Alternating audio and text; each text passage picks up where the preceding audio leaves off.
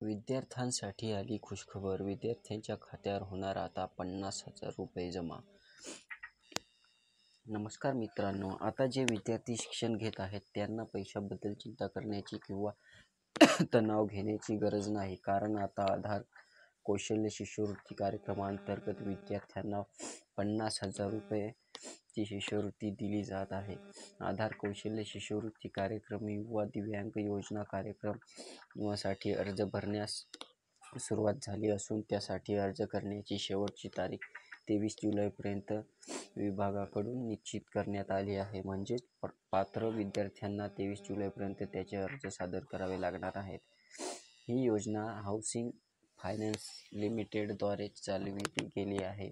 या कार्यक्रमांतर्गत शारीरिकदृष्ट्या अक्षम असलेल्या विद्यार्थी अर्ज करू शकतात. शारीरिकदृष्ट्या अक्षम विद्यार्थी हे असे विद्यार्थी आहेत जे सध्या सामान्य प्रणालीच्या पदवी अभ्यासक्रमात शिकत आहेत, परंतु त्या विद्यार्थ्यांना मागील शैक्षणिक वर्षात किमान 60% गुण असणे आवश्यक आहे.